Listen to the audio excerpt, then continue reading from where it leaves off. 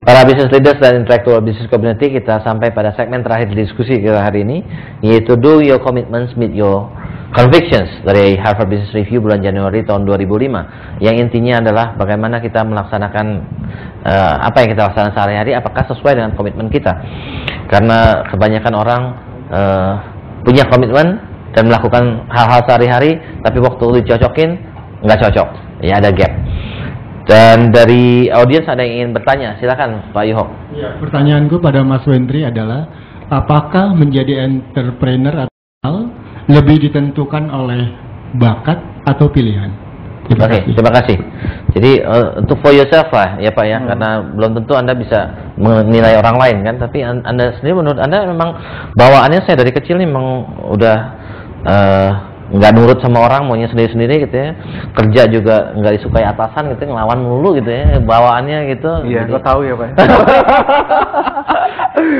Jadi saya menjadi entrepreneur itu memang pilihan Pak, karena pilihan saya tidak bisa menjadi karyawan yang nurut. Jadi ingin kerja sendiri, mau lakukan sendiri gitu kan, dan saya tidak tahu itu entrepreneurship apa.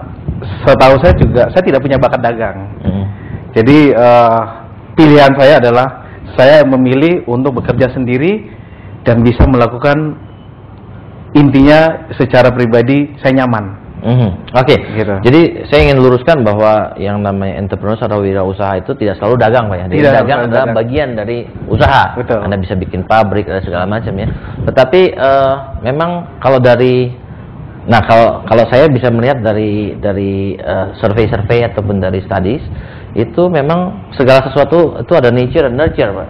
Jadi ada bawaan, ada lingkungan juga ya.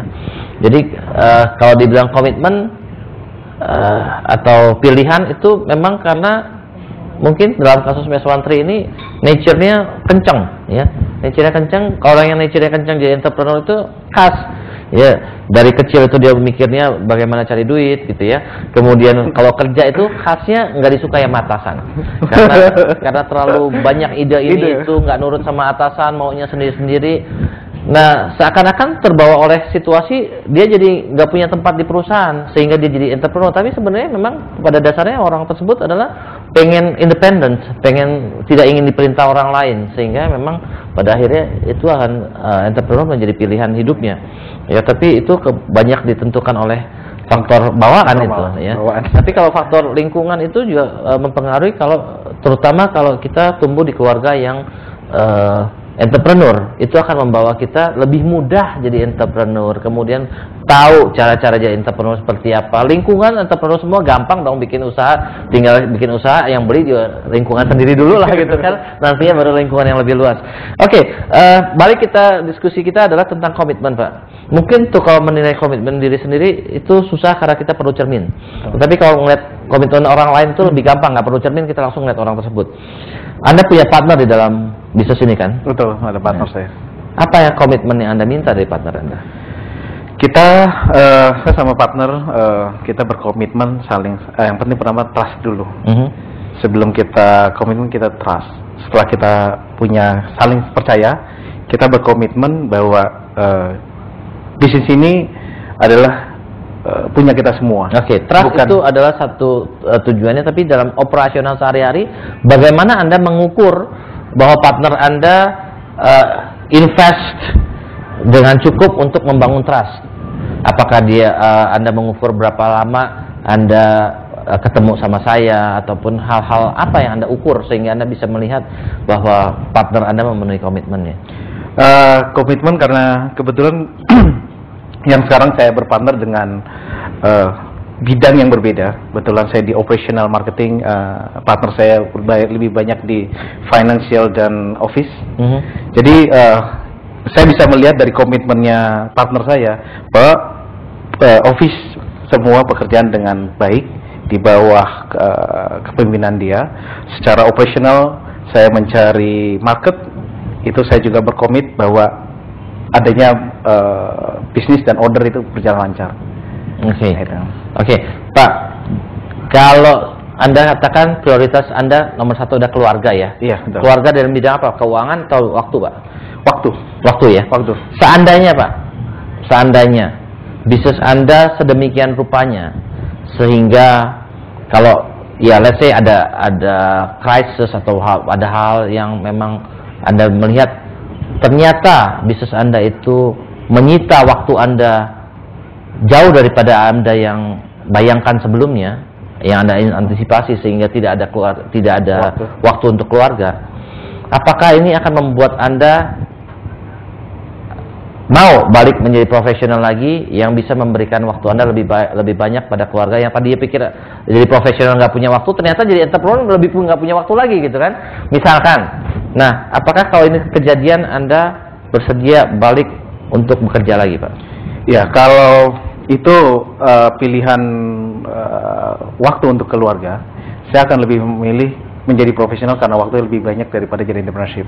Oke, jadi tetap prioritasnya family ya, harus balik ke sana ya Pak ya. Oke, selain dari pilihan itu, kira-kira apa sih Pak yang bisa membuat Anda balik menjadi entrepreneur lagi? Apakah gaji yang besar atau apa gitu ya? Jadi profesional? Saya kalau kembali lagi jadi profesional, saya diberikan waktu bebas, bukan uang yang besar, tapi saya kapan saja untuk keluarga, anak sakit, ngantar istri boleh, tidak perlu izin. Itu yang paling penting.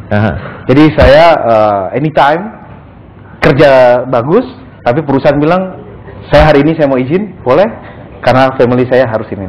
Itu adalah waktu yang saya ambil, bukan.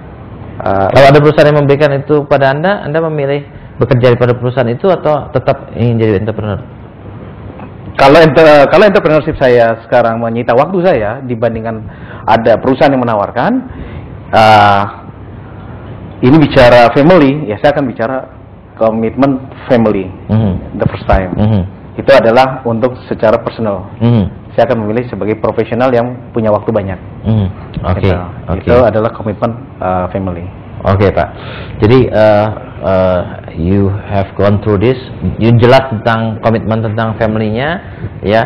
Walaupun sekali ada tempo-tempo yang mungkin kenyataannya tidak sesuai dengan prioritas, tetapi itu temporary. Kalau kita ingin tanya lagi Pak, ya, untuk mulai entrepreneur itu kan perlu keberanian. Betul. Untuk survive itu it takes everything. Ya? Everything. Untuk sukses it takes more than everything gitu ya.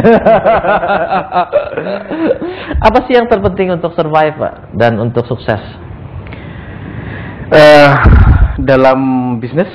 Ya, dalam waktu Anda jadi entrepreneur, waktu Anda survive itu kan banyak faktor nih yang Anda perlukan. Everything you take untuk menjadi survive. Tapi setelah semuanya lewat kan Anda bisa lihat dari everything yang I took for surviving, ternyata faktor inilah yang paling penting loh, bikin saya survive. Yang membuat saya survive dalam kita sebagai entrepreneurship adalah kita dukungan dari family, bisa jadi survive. Kemudian partner yang punya komitmen dan trust sama kita, itu akan membuat survive kita. Dan kemudian para teman-teman di lingkungan kita yang banyak mendorong bahwa apapun yang terjadi itu harus tetap berjalan. Nah, itu supporting adalah lebih banyak teman. Oke. Jadi eksternal faktor yang dari orang ini Pak yang akan membuat Anda lebih survive Pak ya. Kalau untuk sukses Pak? Sukses pun juga yang kita lihat, sukses itu tidak bisa lihat dari kita sendiri. Karena kita sukses itu kebanyakan dari faktor dari luar.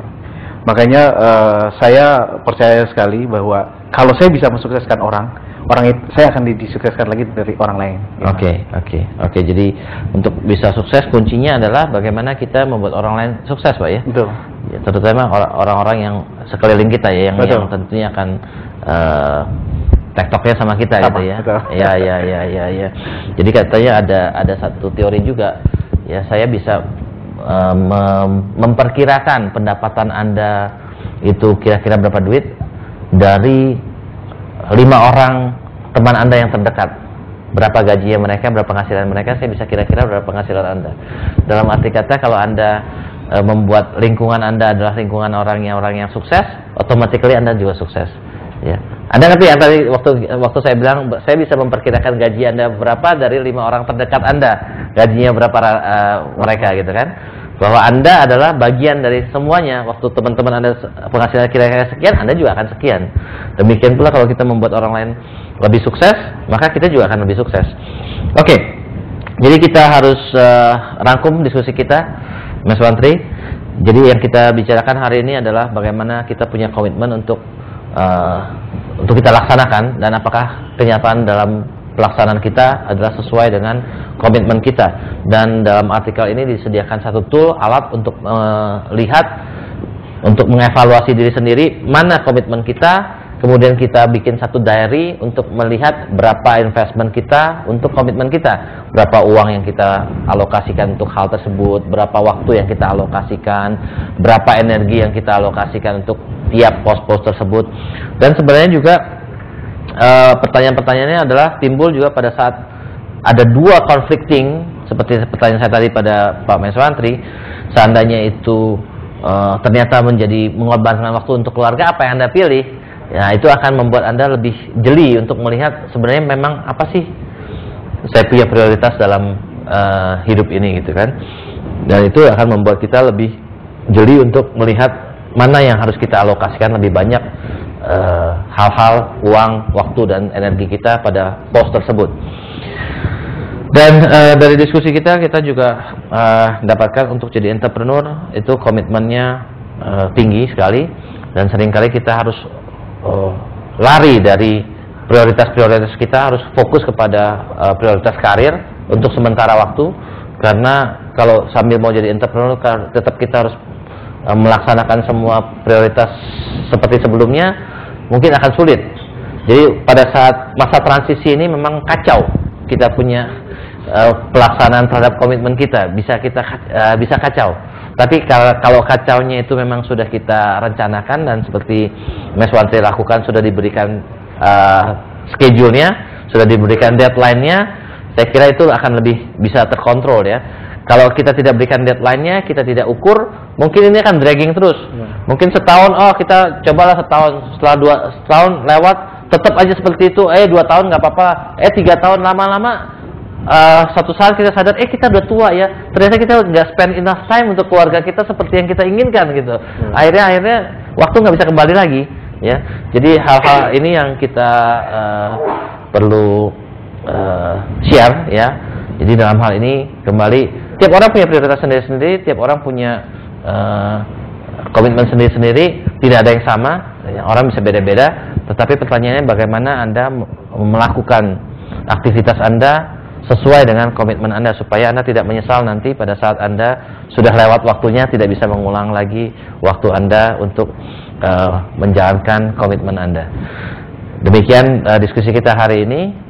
Terima kasih atas perhatian Anda. Saya Dr. Bayu Prawirahi, Intellectual Business Community Executive Director. Kita jumpa lagi dalam program CEO Reference berikutnya. Terima kasih.